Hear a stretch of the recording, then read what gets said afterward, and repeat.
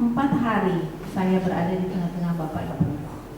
Satu hal saya dapat, Bapak Ibu, orang Aceh, orang Lampung, itu pintar-pintar luar biasa. Saya dengar itu.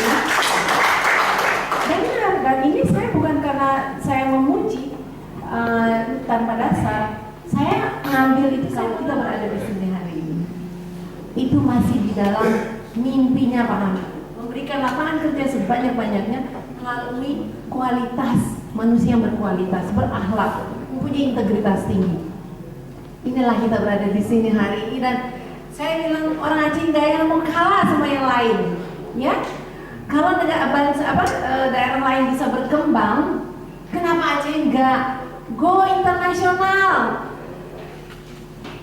Teman-teman dari Malabo, ayo kasih tepuk tangan dulu deh yang mulia.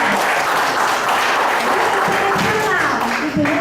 Bahwa hasil bumi, hasil karya orang-orang Malabo akan bisa dinikmati dunia. Kemarin kan udah dibilang ke Cina, ke India, Bangladesh, dan apalagi gitu. Nah hari ini kami berada di sini. Kita bukan orang-orang yang super pinter. Oh enggak, Bapak Ibu, kita sama aja. Malah saya bilang orang-orang di sini malah lebih pintar mungkin dari kita. Yang kita punya adalah apa? Satu, pengalaman. Kedua, mungkin kita mendapatkan pendidikan yang maaf mungkin agak lebih dari Bapak Ibu yang ada sekarang ini. Nah, kalau kita bisa menikmati itu, kenapa Bapak Ibu, anak-anaknya nggak bisa? Harus bisa.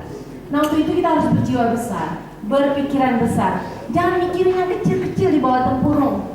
Kita harus berani membuat suatu perubahan buat hidup kita, anak cucu kita, keluarga kita, untuk kemudian bisa menikmati hasil yang dihasilkan oleh Lampung.